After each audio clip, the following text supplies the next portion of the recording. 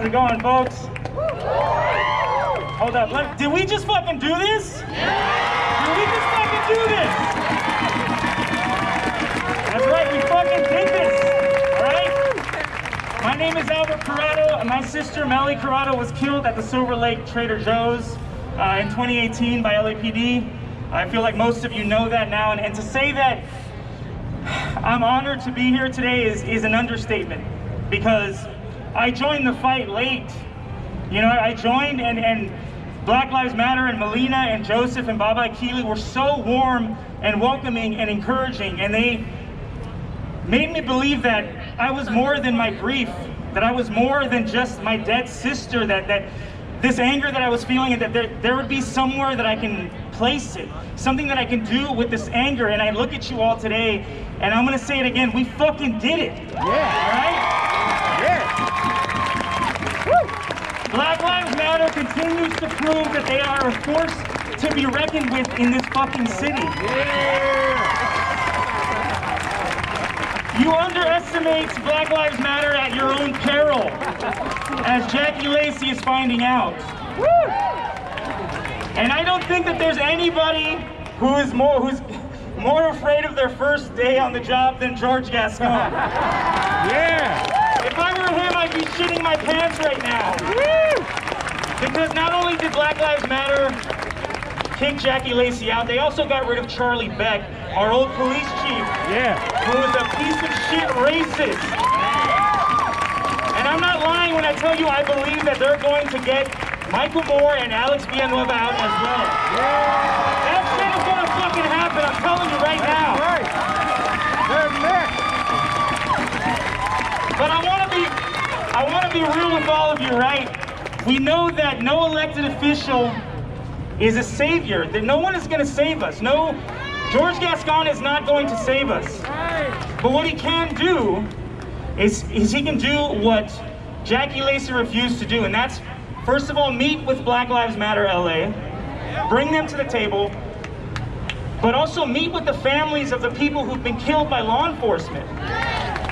He can sit across from us, he can look us in the eye and tell us exactly what his plan is to keep police officers accountable. Only then does he get any shred of the benefit of the doubt. For now, he's as bad as Jackie Lacey. He's just yet to prove it. Okay? And I'm very, very stoked because we got Measure J passed. All right? That's gonna go to fund our fucking communities.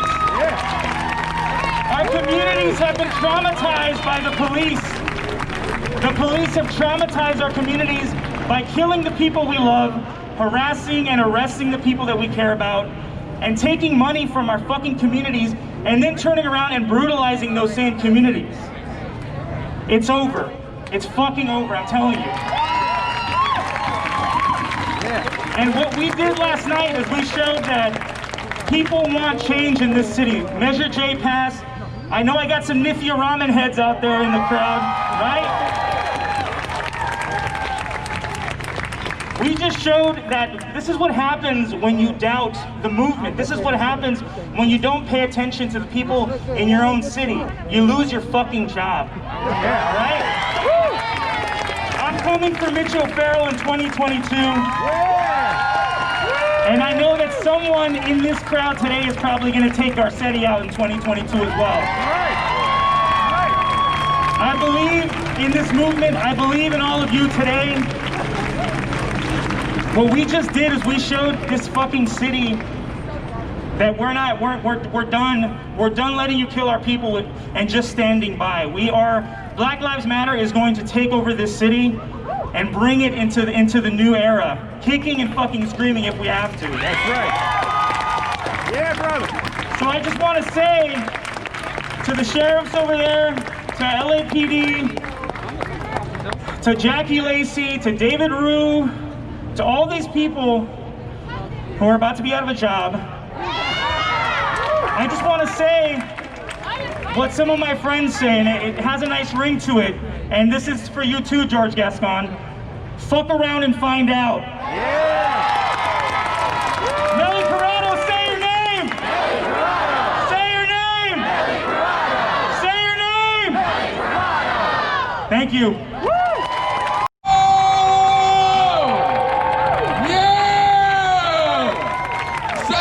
Too strong and we don't stop. Hey, fuck these bitch ass cops. Say we too strong and we don't stop. Hey, fuck these bitch ass cops. Say black lives they matter. Yeah. Black lives they matter.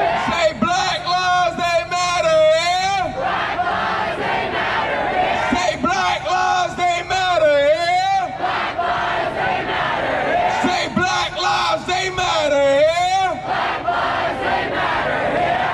Lacey got gone. That's the country way to say it. Y'all know I'm from H-Town. Jackie Lacey got gone. That was hard work, dedication, and organizing over years. It ain't just the Wednesdays. They've been at Black Lives Matter Los Angeles, has been in the police commission meetings, has been in literally every single day thinking about what they can do. It is a bunch of volunteers, right? Volunteers who have careers, who have their day jobs, who have their children, right? Who have their brothers and sisters that they gotta take care of. At the end of this day, at the end of every day, it's about taking care of each other, right? It's about making sure the most vulnerable are taken care of, right? We don't want to be mistaken in any way that anybody handed this win to us, right? This is a people's movement led by organizers. It is as Dr. Melina Abdullah will teach us, in the vein of Ella Baker, group-centered leadership. So where do you fall in that category? Where do you fall in that system and in that structure? Where is your leadership showing up, right? We don't want the organizers who have been doing this every day for years to be so tired that they gotta come up here like myself and be like, shit, I'm tired.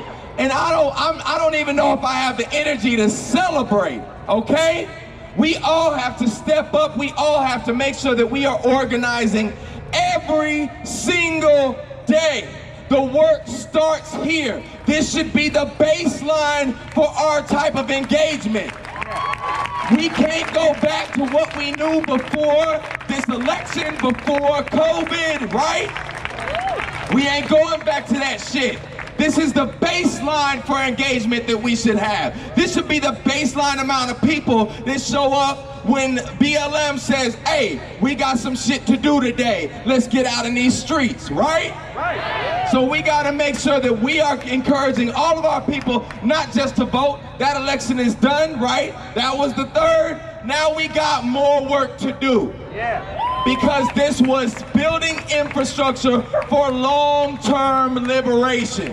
We are committed to that fight. We are married to that fight, like Future would say. This is a marriage, right? So make sure y'all do not let up. Do not get complacent no matter what the results that come in. We are fighting to abolish these systems, right? We just secured 10% of the county budget in the largest county in the United States for care for our community. 10% ain't enough, right? We want that whole damn pie, right? So we gonna keep fighting until we get that whole damn pie, right? Till ain't no more motherfucking sheriff's department, right? Till ain't no more LAPD, right? Till ain't no more cops and no sheriffs, right? Till we put an end to slave catching, right? We are gonna abolish these systems that have been targeting us for so long. This is not a 4-year fight, this is a 400-year fight. We are gonna continue this liberation, right? And we gonna find our part in it, right? When it comes to war, and I'm gonna keep this, I know Tabitha's like, get your ass off that mic. So I'm gonna say this. In war, we are in war, right? We are in a war. Everybody has, yes, there are snipers, there are shooters and all that, but there are also cooks, there are tech people, there are mechanics, right? People have been coming up here setting up stages. Somebody drives this truck, somebody sets up these speakers. We all have our role to play. So make sure you're using every tool in your toolbox for liberation. Every single tool in your toolbox. Do not break down and get complacent. We got work to do. This is not the end. This is not the end of some campaign. This is the beginning of the baseline of a new level of engagement for liberation for our communities, right? That's what I'm talking about. Now I'm gonna close it out with this because I know y'all gonna be mad if I don't. Chant down Babylon, black people are the bomb, we ready. Hey! Yeah! Say chant down Babylon, black people are the bomb, we ready. Hey! Fuck our city. Hey! Now I know y'all gonna be mad, but this is the last thing I'm gonna say. Sheriff's associations and the cops spent millions of dollars trying to defeat Jackie Lacey, trying to defeat Measure J, trying to support Jackie Lacey, trying to pass 25 and 20, right? Sheriff's Department and these slave catching associations spent millions of dollars. We didn't have millions of dollars, but we fucked they shit up, right? We embarrassed them on the national stage. Fuck these associations, fuck these slave catchers. This is proof that what we do, when we do this thing together, when we center the most vulnerable and we fight for liberation, we win. When we fight, we win. When we fight, we win. When we fight, we win. So let's continue to fight and let's continue to win, right? I say. Love you, Kendrick. All right, there in this movement is the next person coming to the stage, our visionary. Y'all help me welcome Future.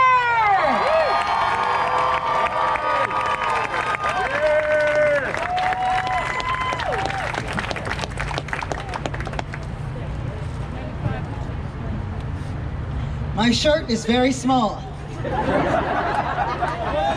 To the queers, you're welcome. To the questioning, your answer.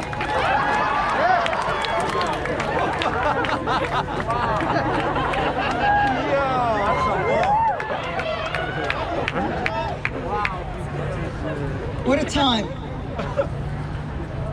What a time to be alive. What a time. Here we are, and they say this country is more divided than ever before. And I don't agree with them the way that they mean it, but I agree with the conclusion. Never before have we been so clear. Never before has it been so clear to us what values this country holds on one side and what values we're ready to fight for on our side, the side of justice, the side of liberation, and the side of freedom. What we now know, without a shadow of a doubt, because they say that the GOP and Republicans and conservatives, a population of people that are overwhelmingly white and overwhelmingly male and overwhelmingly wealthy, they say to us, they just don't believe in socialism. And they make it about economics, but there has never been a time in the history of this country where economics has not been synonymous with racial capital. With the subjugation of working class people, of black people, of immigrants, of Muslims, of women, of Native people. There has never been a time when capital has not been associated with race and with class in this country. And so here we are, not a single one of them believe in racism enough to break away from a party that would break the necks and the backs of people of color in this country. So we are clear. We are so clear, and I'm going to tell you this. That kind of clarity, that's something that that so many of us, and so many people in this country have been denied their entire lives. Clarity. No, instead, we get reduced to rubble. We get told that personal failure instead of the reality of poverty on purpose is our fault. Remember that poverty is on purpose, remember that, but they frame it in personal failure. They say, you were born in this way because your parents were failures. You are going to be failures. You should not have a voice. You should not have a vote. And you shall never be victorious. And so many of us, we accept that narrative. So let me be clear about this. Yes, this country is divided, but we, inside of us, we're not divided anymore. We're whole. We are whole in our clarity. Our souls are whole. Because we all came into this movement, and we came to these streets because something was stolen from us. We lost something, it was taken. And so we came to each other in pain. And we have used that pain and turned that pain into possibility. And we turned that possibility into power. And now Jackie Lacey is out, and we are in. Hell yeah. And now that we've got our damn foot in the door, we are going into the House. We may not have been able to flip the Senate, but I want to be clear, that's one mechanism of power. And let it be known today and every day moving forward that we are our own mechanism of power. We make change. We are an unstoppable force. So now, at a time when it is very lucky and very likely that we're dangling on the precipice of a Biden victory, right? A victory that we can share in. It's not what we deserve, but we can share in it. Now that the valve and the pressure feels just a little lessened, so many people in this country, moderates, people who just felt energized around this election, they're going to want to breathe a sigh of relief, and they're going to want to go back to normal. Yes, and they're going to want to say, well, that was hard, but we got through. But we have to remember that normal is what created these conditions in the first place. Yeah. Normal got us here. We got us out!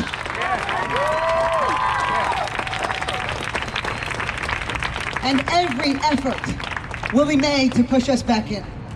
Every effort will be made to make us small again. Every effort will be made to break us apart. They're going to use our pain against each other. They're going to push legislation even harder that focuses on oppressing trans people. And they're going to throw a little bit towards immigrants, but never enough. And they're going to position us, and they're going to say, well, you get a little bit of this, but they're not going to get a little bit of that. And we have settled. Because before this time, we accepted the story that was told about us, that we were not enough, we were not powerful enough to make change. And they're going to try to tell us that story again. And we're going to hear that story again at our dinner tables with our families. And they'll say, why are you always talking about politics? You won, didn't you? Because I'm manifesting that. Yes. Yes. Right? Yes.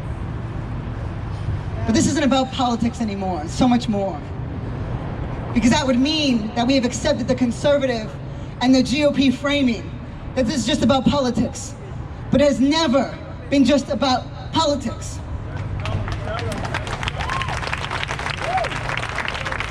And they will try to reduce it to that. And they will try to say, well, we can disagree. But just like our brother James Baldwin said, you cannot deny my humanity and call that a disagreement. We will not be denied anymore. So we'll take this victory and this moment, and we will win the White House. But the White House has never been the right house. The house that is right for us is the one that we build. Our own hall of justice right here on these streets.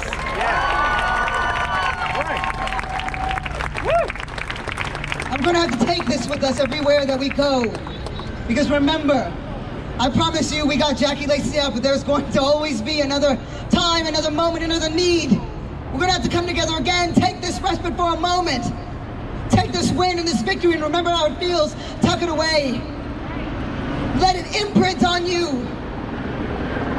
Because we are going to be called on again. We didn't win in the Senate, no. And yes, this country is more divided than ever before because we're ever clearer. So we've got to shine ever brighter because there are people that were just like us a couple of years ago that need to be reminded of their own power, that need to see the light, and it's our job to bring it to them. Because not everybody is built for the marathon, but you never know who our next champion is going to be, and there needs to be a home for our families to come to when something has been stolen from them too, just like something was stolen from us. And so we have to shine ever brighter, ever clearer. It's the job of those in political power to say it's time for us to come back together. And they're gonna mean getting into bed with bigots, because that's what politics on the federal level means. But that's not what we're going to do. No, that's not what we're going to do. Remember that this time that we're in. From here to Bolsonaro in Brazil, to so many places across the West and across the world, there is a rising up of white supremacy and white nationalists. We are in the time, remember what this time is, we are in the greatest battle of our time, of our generation. We are in the great battle of beliefs. That is what we're fighting for. That is what we are fighting against, a belief system.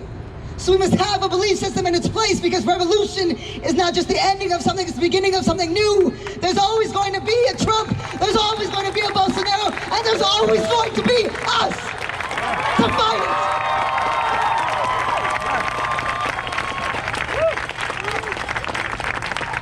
So long as we fight, when every societal and political apparatus is positioned against us, so long as we fight, we win. The only time that we don't is when we shrink and we accept that story that we were born into again. But so many of us, each and every one of us, every time that we came out here in this week, we got a little piece of ourselves back. And then when we had a little too much, we gave it to each other. We're imprinted on each other now. We have been irrevocably changed. We're something different than we were. The way that this movement is something different. The way that these families have brought something different to us and we've brought something different to them, that we could take the worst thing that ever happened to us. We can take the worst thing that ever happened to us and transform it, and transform ourselves and be transformed in the service of others, that we could take the worst thing that's happened to us and turn that pain into possibility and possibility into power. We can never forget, and we have to make sure that this country never forgets, because there's going to be, after Biden wins, and he will win, and if he doesn't, we'll still be here, but we have to manifest. There's going to be that push. There's going to be that push. People are going to want to break. They're going to want to say enough. Enough with Black Lives Matter. And here's the thing. This is what we have to remember. We won in political power. We turned pain into possibility and possibility into power, because we understood how far we would have to go and how brave we would have to be to fight this great battle of beliefs. We understood. We said Black Lives Matter with our whole chest. We demanded bread on tables with our whole chest, and justice for families, and rent being paid, and healthcare, and defunding the police with our whole chest. That's why we won.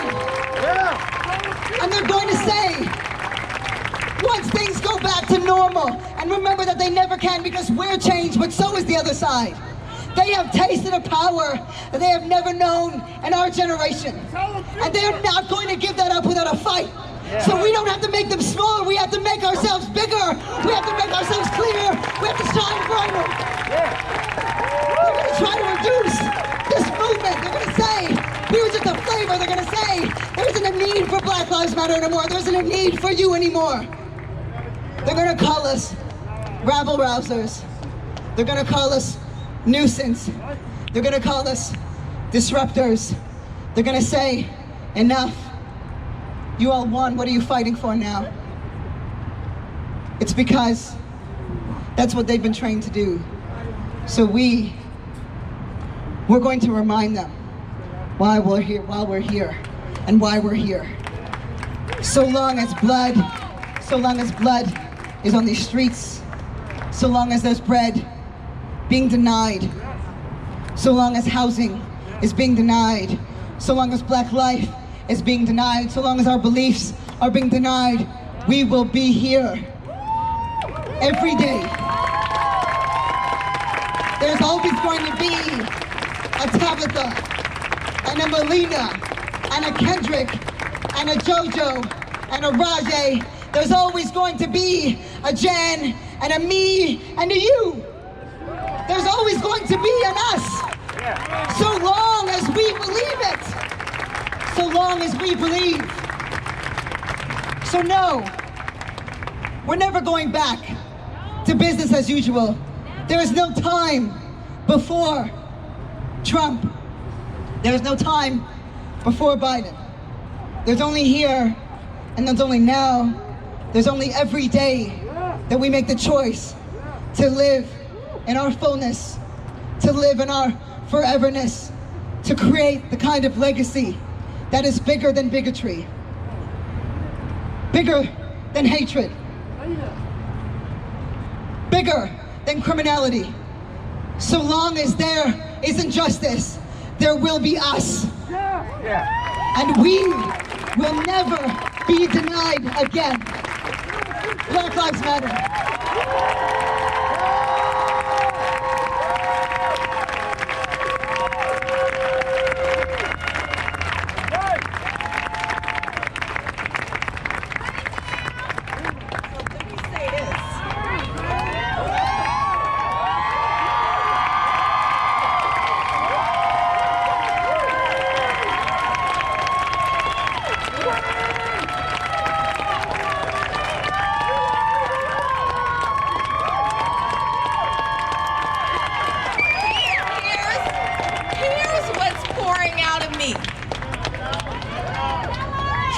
Is absolutely right. As long as there isn't justice, there will always be an us. But not here.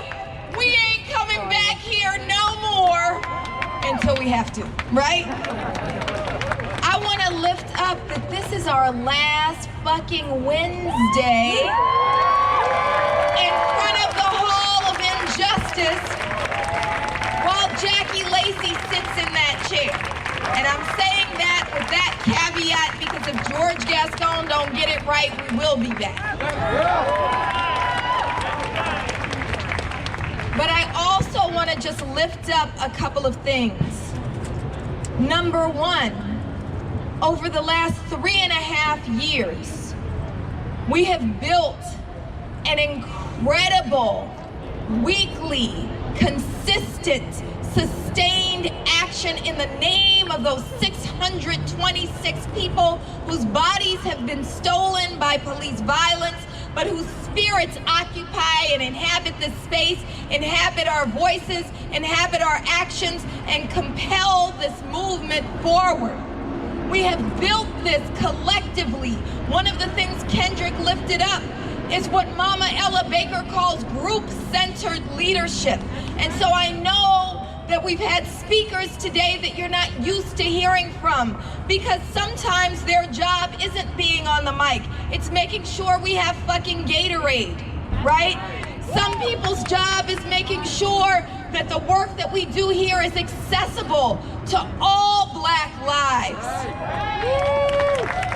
Sometimes it's the work of 721 who said, oh, y'all don't have no truck for today? We got y'all. Sometimes it's the work of those who are archiving and taking photos and tagging us in those photos because they say Black Lives Matter doesn't have the capacity to be their own fucking photographers too. Sometimes it's the people who are keeping our children safe while we have to say some things or run a program. Sometimes it's Africatown Coalition who's making sure that they're keeping watch. Sometimes it's the people who can't be here but painted a banner for us. And so as as we celebrate this 3 years of sustained, consistent action that fucking won. We won. We won. As we call this our Jackie Lacey Will Go celebration, I also want to admit conversations that I've had with my children. Future always says that we're married to each other. We're married to each other. We are married to each other. And just like anybody that you marry, I hope, that we've fallen in love with each other. I have fallen in love with you. I have fallen in love with you. And I'm becoming overwhelmed by emotion a little bit.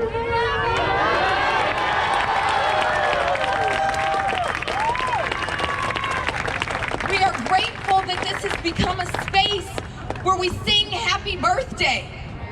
That this is a space where we can give each other flowers. That this is a space where we give each other real hugs. You know them fake ass hugs you used to give before the coronavirus, like the one-armed hugs? That's not the hugs we give each other. We give each other hugs like we might not see each other again, like we want to fill each other with spirit, like we want to make sure that we know that our hearts are connected. And this has been a beautiful space where we have fallen in love with each other.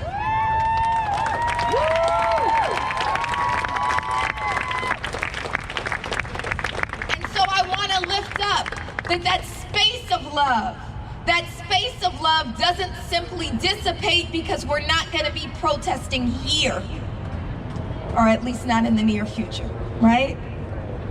That space of love becomes the way that we honor all of those whose names we call when we call forth our freedom fighters, including Mrs. Fannie Lou Hamer. Our space of love means that, yes, in her honor, we voted yesterday. We voted yesterday, and we voted Jackie Lacey to fuck up out of there.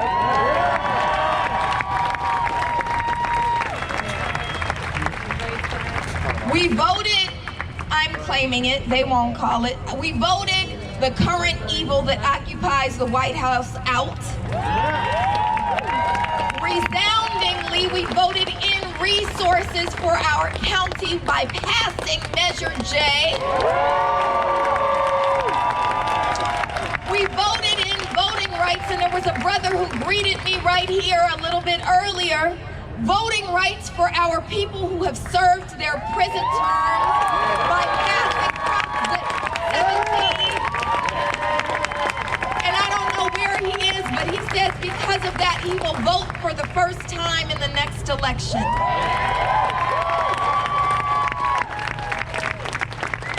We voted in a lot, but that is not how we get to freedom. Voting moves us further down freedom's road. It's been a tool. We have achieved an objective. Getting her out is an objective. But objectives are immediate things that we want that are connected to larger systemic goals. We want to reimagine public safety. We want to build a public safety system that's grounded in community, this community. We built a little bit of it right here, where we feed each other and pray for each other and hug each other and love on each other. That is a systemic goal. We are going to completely transform and reimagine the system of public safety. But goals are also limited to systems. And what we share, what has made me fall in love with you, is that we share a vision. We share a vision that is overarching, that's bigger than systems, that's bigger than institutions, and damn sure bigger than a fucking district attorney. We have a divine vision of the world that our Creator wants to usher in, that our most righteous ancestors want to usher in, and they want to usher it in through us. We have a vision. We have a vision that we will live in a world where everyone has all of what they need and most of what we want. And let me say what this moment is. This moment is affirmation that that vision will come to pass in our lifetimes.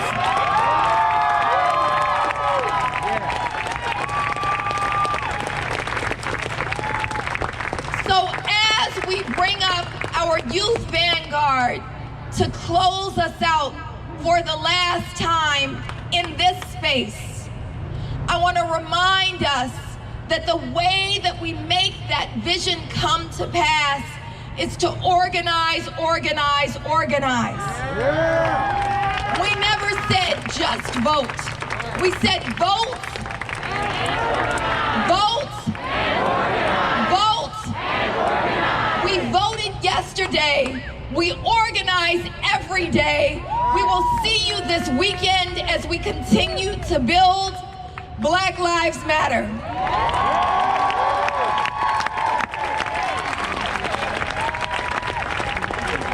Hello, everybody. I'm back. We're gonna do a sauna now. So yeah, and we're gonna start out in a whisper, and then we're gonna eventually yell. You guys know how to do it if you've been here every week. So repeat after us in the same tone. It is our duty to fight for freedom. It is our duty to fight for freedom. It is our duty to win. It is our duty to win. We must love and protect one another. We must love and protect one another. We have nothing to lose but our chains. We have nothing to lose but our chains. It is our duty to fight for freedom. It is our duty to fight for freedom. It is our duty to win. It is our duty to win. We must love and protect one another. We must love and protect one another. We have nothing to lose but our chains. We have nothing to lose but our chains. It is our duty to fight for freedom. It is our duty to fight for